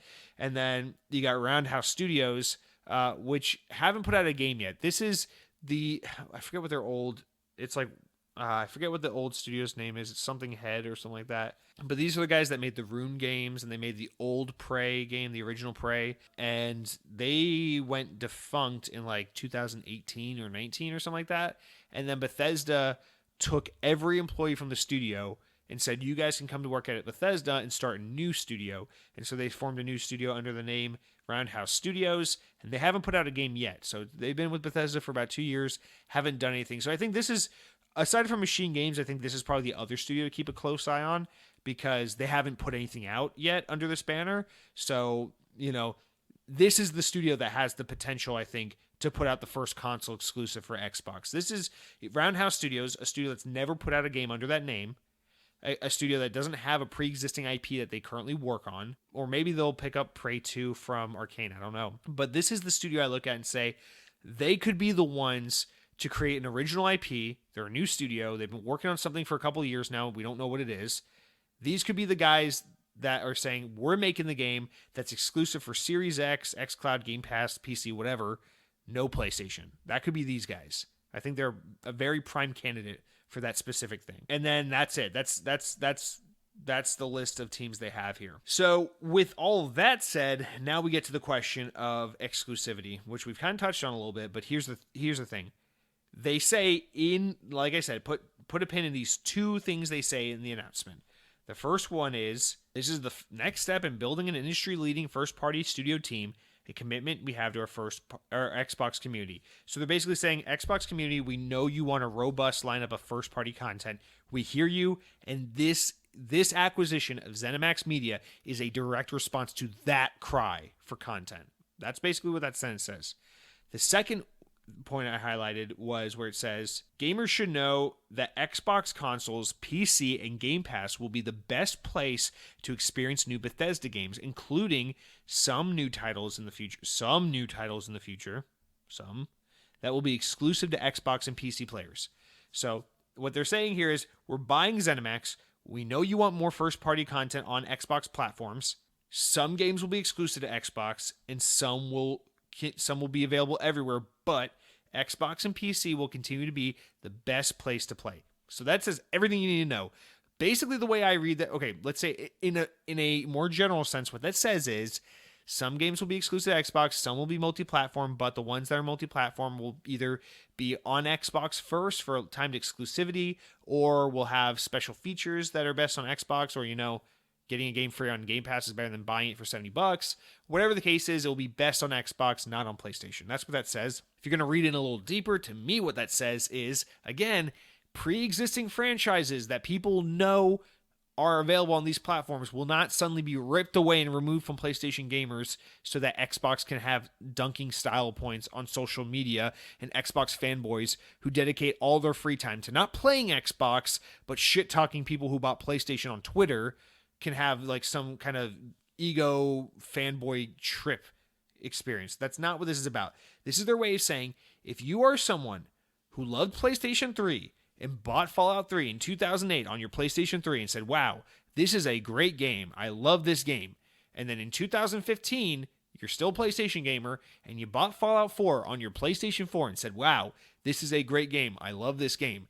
This is Microsoft's way of saying, we're not going to be dickheads and say, hypothetical Fallout 5 releasing 2025 on Xbox Series X, big middle finger to you PlayStation gamers. They're not saying that.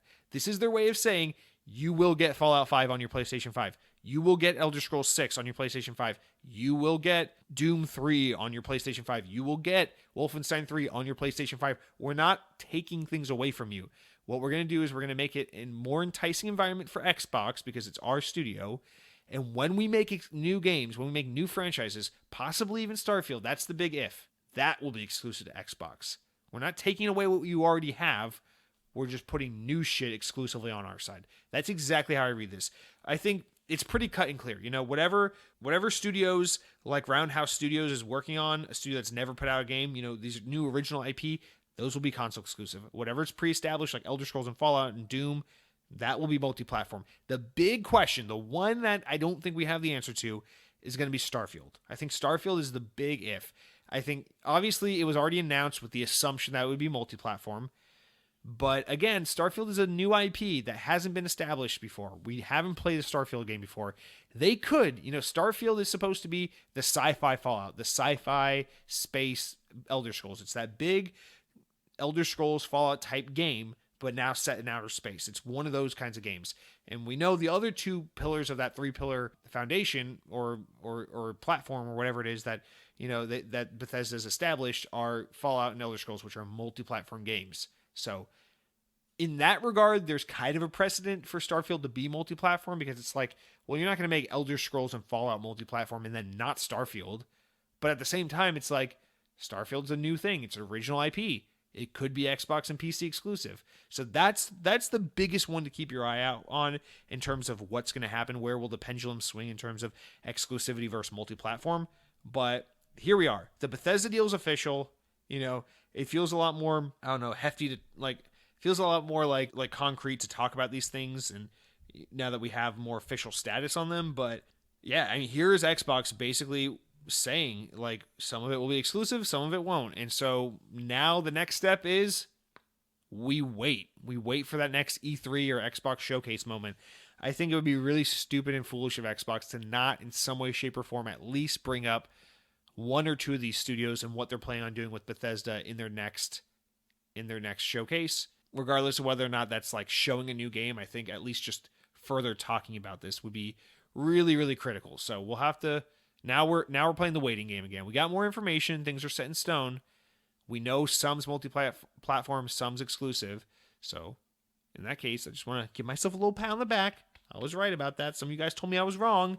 Some of you guys told me, no, why would they spend this much money if they weren't going to make it exclusive? And I told you, because they're not going to leave that money on the table. They're not going to be bad guy Microsoft. They're not going to burn people like that. And I guess I was right, because I have a big old wiener. So that was the really big story. Now we'll just kind of pick it up. There's only 3 other stories to get through this week, but they're significantly smaller. Our next one, though, is that Windows Central reports that we may have reason to believe Xbox Game Studio, the first-party collection of studios directly under Xbox, hasn't revealed everything that's being released in 2021. In a recent interview on Lord's podcast, Xbox Director of Program Management Jason Ronald was asked about games coming this year that have most hyped. And in his response, Ronald says, not all games that are being released this year have been announced. Of course, that could just be a cryptic allusion to third-party content. But continuing on, while the response doesn't exactly mention upcoming games from Xbox Game Studios or even the games that will be Xbox exclusive, it is still telling when the information comes. It is still telling when the information comes from an Xbox team lead.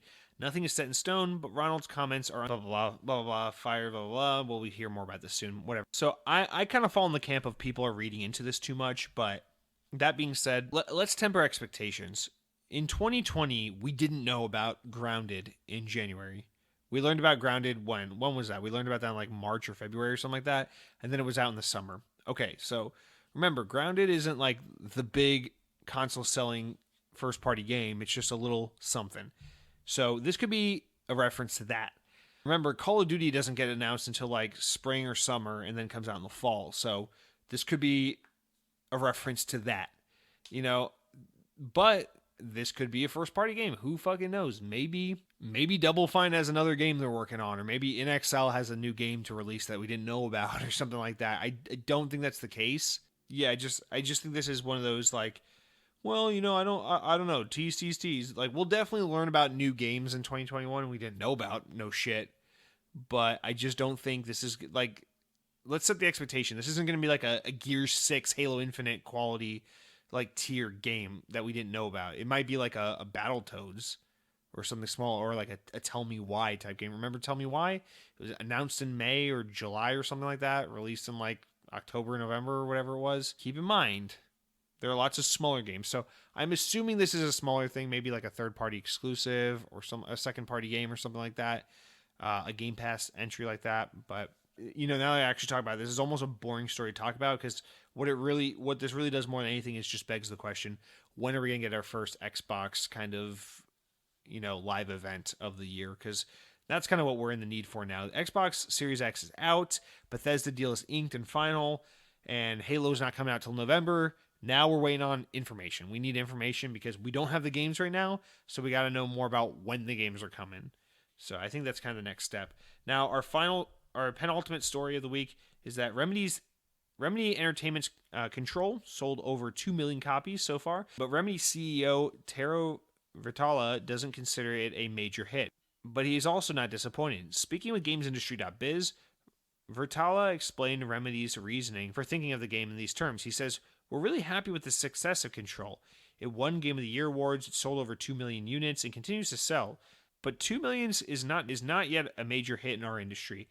When we talk about the major hit games, we're talking about that's what we're aiming at." Vitale goes on to talk about the rise of subscription services such as Game Pass, PlayStation Plus providing post-launch opportunities, so it isn't necessarily all about copies sold anymore.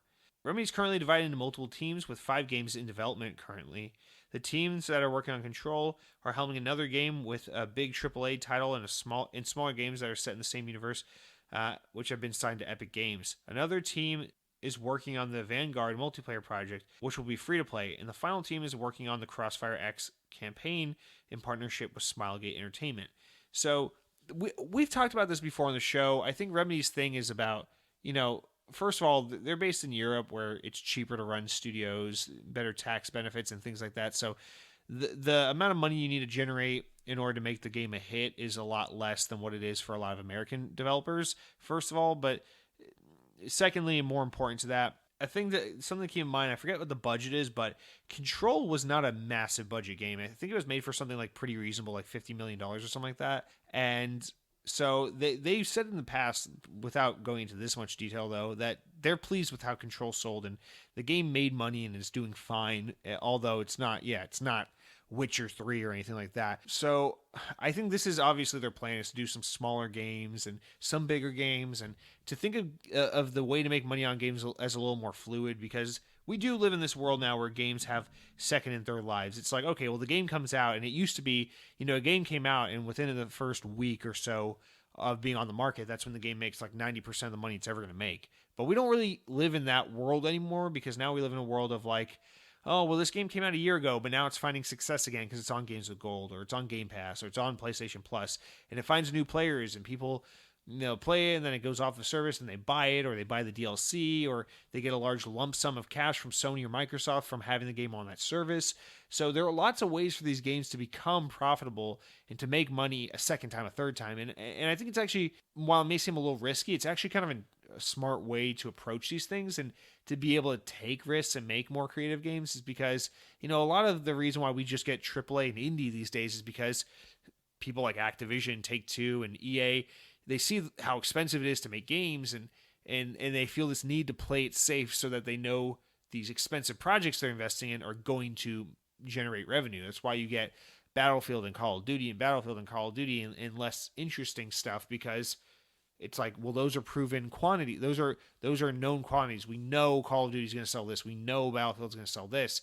Whereas, back in the day, you might be able to take more risks, but games were also significantly cheaper to produce and to make. So it's cool that Remedy is able to kind of look at it this way, and that, the way we do games with all these services and second and third rounds of like attention being given to the game, that we're able to, take a game that may have not been an instant smash hit success and make it a profitable project in the long run. Of course, you have to be an established studio to be able to do that. You can't be like a first time out the gate indie dev and kind of find success in that model. But nonetheless, if you're a company that's in the unique position like Remedy, where you can kind of pull this off, I think that's kind of cool. And it'll allow them to be able to tell more interesting and unique games like Control, which is definitely a game that's unlike most of what else is on the market. So I'm glad that this is something that works for them, and it means that we can continue to get more games like that. So that's that. And then our final story of the week comes from Windows Central, and this is a sad one, guys, but V1 Interactive, a studio founded by Marcus Leto, co-creator of the Halo franchise, is officially shutting down. The news comes not quite a year after the team released Disintegration, their first and only project, a real-time strategy first-person shooter hybrid title published by Private Division, part of Take-Two Interactive's team that focused on working with independent developers. The tweet announcement read, quote, "We are sad to inform you that V1 Interactive is officially closing. We want to thank you all for the talented people at V1, both past and present, who helped us make the past 5 years wonderful, and a heartfelt thanks to our amazing community that supported us." End quote. The multiplayer for Disintegration was shut down just 3 months after the game released, with the team stating that the game, quote, unfortunately struggled to build a significant audience necessary for a compelling multiplayer experience. The single-player portion of the game was not affected by the shutdown of the multiplayer or the removal of the game in stores, so it appears that players will continue to be able to play Disintegration offline offerings in the future.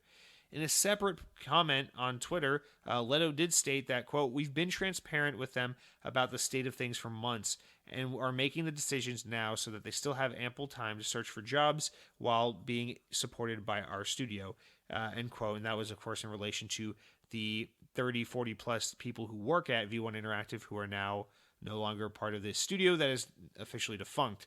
So this is a really sad one, especially for me, just because I actually really liked Disintegration of V1 Interactive. You may recall last year when the game came out over the summer, I bought it the day it came out, and I bought my brother a copy for his birthday to kind of show support for the game. I want to make sure I purchased the game at full price to show Marcus Leto and the team at V1 Interactive that I wanted to support them financially and encourage them to keep, putting out content. But I mean, that game tanked so hard. It was the week that game released, and you couldn't even find multiplayer matches. The lobbies were just dead. That game must have sold, like, honest to God, like maybe just a handful of couple thousand copies or something. Like, it was a massive bomb of a game, and that's really unfortunate because even though the game definitely feels a little budgety, it was a really creative and cool game, and I did enjoy my time with it. So really sad to see that be the case, and heart goes out to, of course, the people who are now without a job. Hopefully, many of them, if not all of them,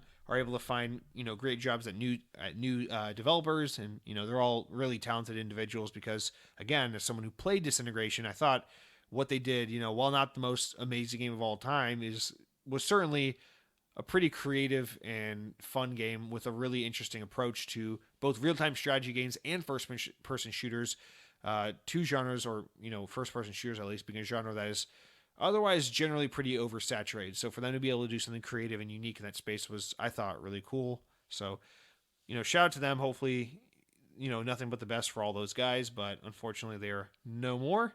And that's going to do it for all of our news this week, guys. But remember, we do still have our important enough news stories. These are stories important enough to make the podcast, but not important enough to warrant their own discussions on their own.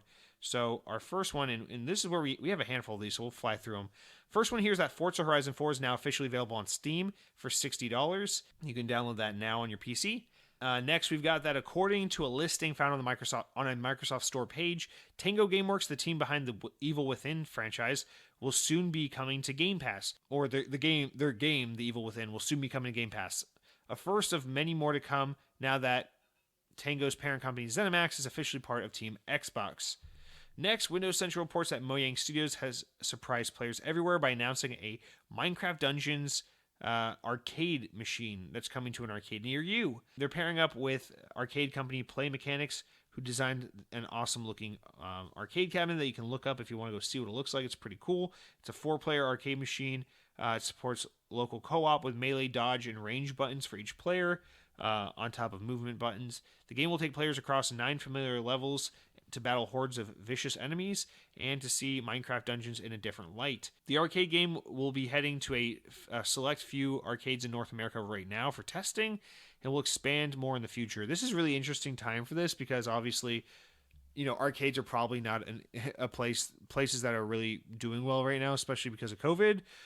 So to release something like this now, I'm sure a lot of arcades are probably eager to get a game like this in to try and draw crowds. But at the same time, I cannot imagine that this is, going to really help all that much. It's going to be a really expensive game for a lot of arcades to buy at a time where they're probably struggling really hard to stay afloat. But nonetheless, I hope this does make a difference. Luckily, I live in Orlando, Florida, where there are plenty of, I say, quote arcades. There are no true arcades really left anymore, but lots of like Dave and Buster type places. So hopefully I can get my hands, or I can find a place that has this soon so I can give it a try and tell you guys how it is. But yeah, I'm interested in giving this one a try for sure. Next up, Windows Central reports that Dotemu and Tribute Games have teamed up with Nickelodeon to produce a new tribute to the Golden Age era beat-em-up arcade games with the original 1987 Teenage Mutant Ninja Turtles games and animated series. While no release date has been announced yet, the game will be coming to console and PC and can already be wishlisted on Steam. Dotemu and Tribute Games have a strong pedigree for retro beat-em-up games with like Streets of Rage 4 and the like, while some of Tribute Games have worked on Scott Pilgrim vs. the World, the game.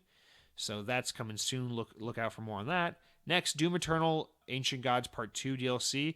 We're getting a trailer for it on March 15th, showing off more of the DLC, so look out for that. Survival game Rust, first released back in 2013 on PC via Early Access, has been promised to come to consoles for a very long time now, but finally the console port is coming. It's developed by Double 11 and not the original developer, Face Punch, which was confirmed via press release this week, and to be coming to Xbox One some point later this spring.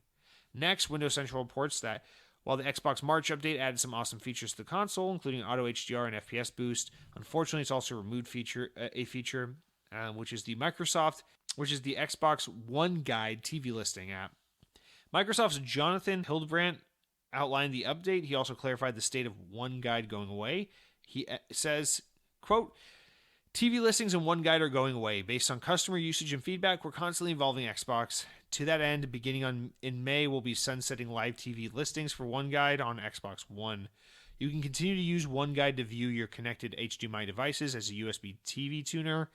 You can also keep using One Guide for HDMI pass-through to watch TV via USB TV tuners, but you won't be able to access the on-screen TV listings guide.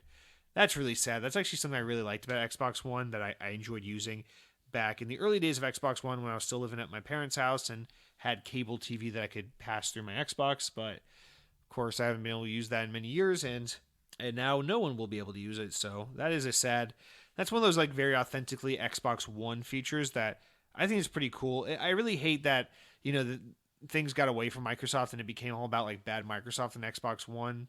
in the Xbox One days. I understand why they got that reputation, but I actually really think Xbox One's Connect and the Snap feature for apps and all these TV features were really cool, and I really wish Microsoft could have stuck with them because these were cool features that actually distinguished that console and set it apart from PS4, and it would have been nice to see them get to double down on it and convince gamers that you want those features rather than for them to have to abandon it all and go really hard into the games and nothing else thing.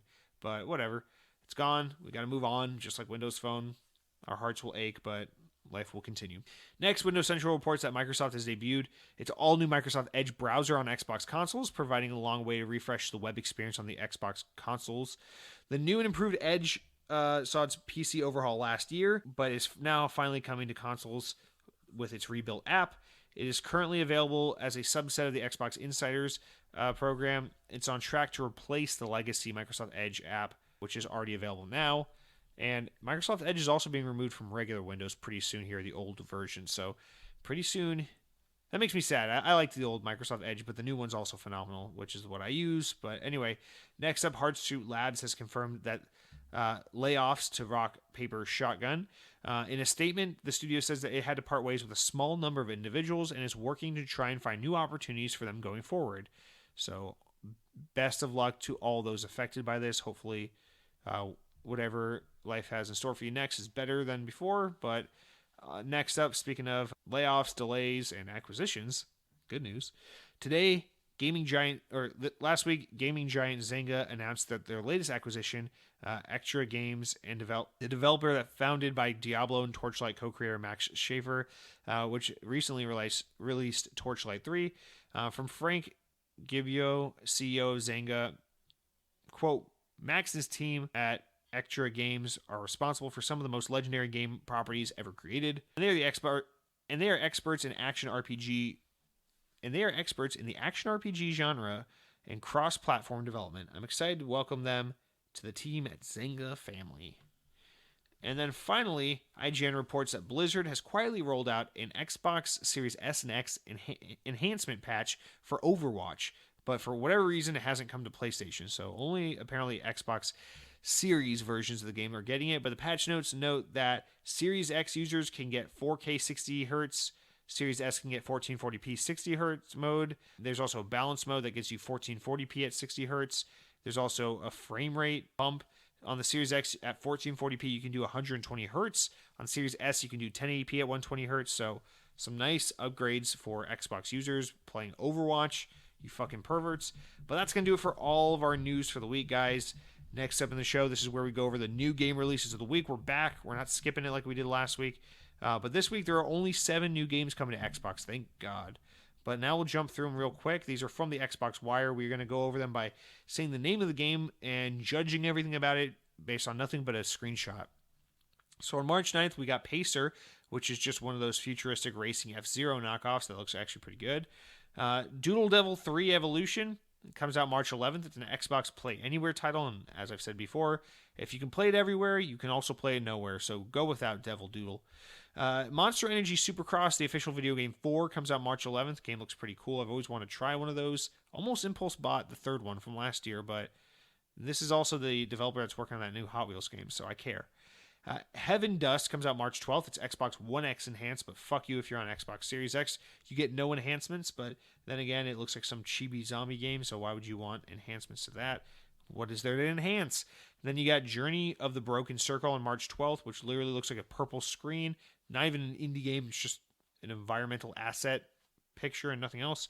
And then you got Pinkman on March 12th, which is nothing like Pikmin, but will hopefully make a name for itself based on being that game that sounds vaguely like Pikmin. And then lastly, you got Self, Where's My Father, which is something I've been asking myself since I was a very young little boy, so makes me really uncomfortable that they're making a game about my life. And then finally, guys, with that out of the way, we'll jump through our games with gold. As a reminder for the month of March, you got Warface Breakout, which is available all month. I downloaded that and tried it. It's literally just knockoff Call of Duty, but only search and destroy mode. Why? I just deleted it after 2 seconds. Vicious Attack Llama Apocalypse is available from March 16th to April 15th. Then you got Metal Slug 3 for the first half, so you got that till the 15th. Be sure to download that. It's about to go away. And then you got Port Royale 3 available from March 16th to 31st. So make sure you download that in a little bit when it becomes available. And guys, with that said, we're done with the regular run of show. We almost made it to the hour and a half mark. We didn't do too bad. We've done worse. But I wanted to round out this show. Normally, if you tune out here, that's fine. But if you'll humor me for a moment, I wanted to round out this week's episode with a little anecdote, a little story of something that happened to me this week. And it's just been on my heart to share it with you guys. So if you don't mind for a moment, I'm just going to... I actually wrote it down. I wrote down the story so I can just kind of read it off to you and not get too off track. But this is a shocking, surprising thing that happened to me, and it's just been on my heart to put it, to leave it with you guys. So the other day I was at the grocery store just doing some shopping. And I've mentioned on the show already a couple times that I've been relying heavily on Pepsi Zero Sugar lately to help me with this diet I've been doing.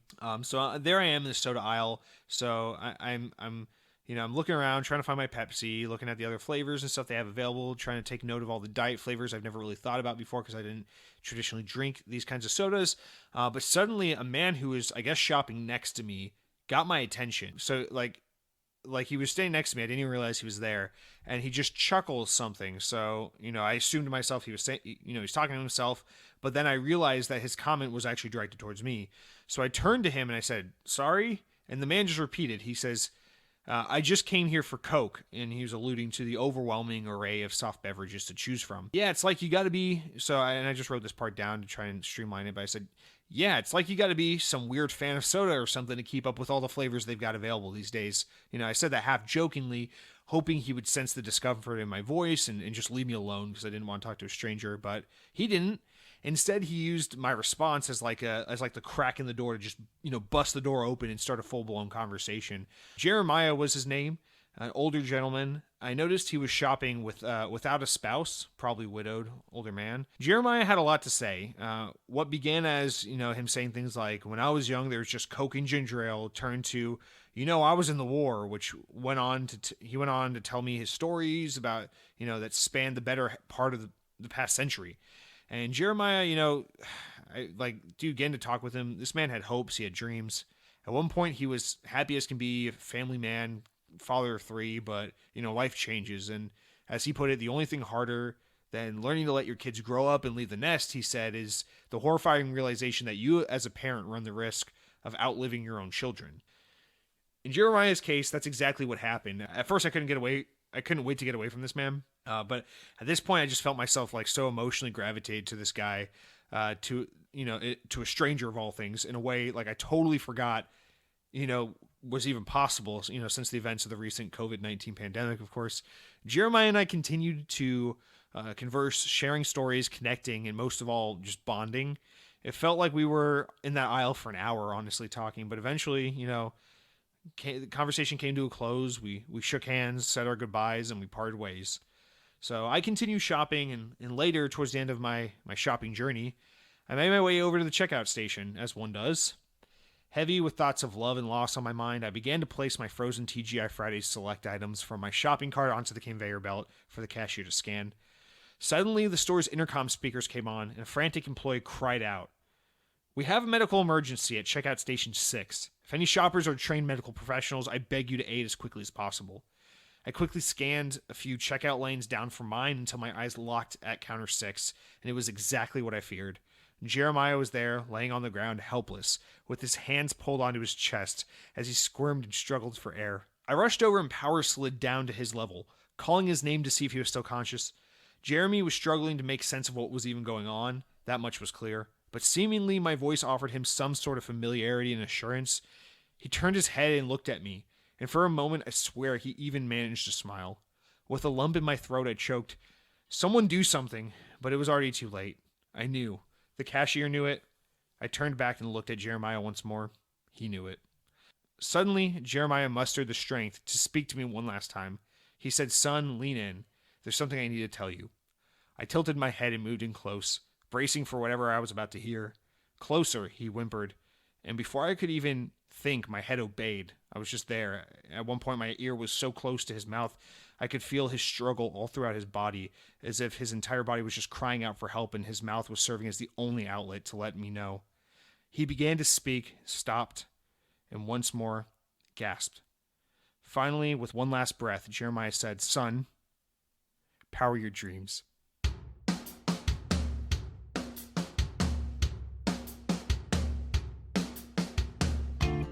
Watch your step and please be safe.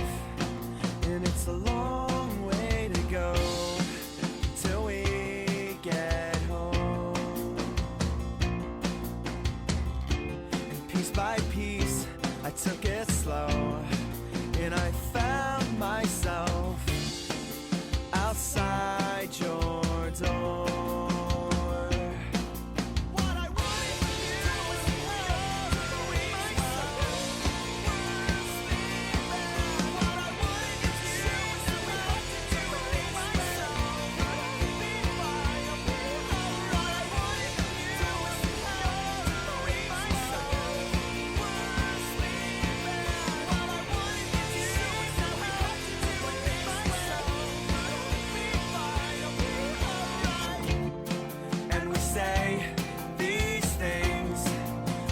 Just too much to take. I've fallen away from you. And we say these things, but it's just too much to take.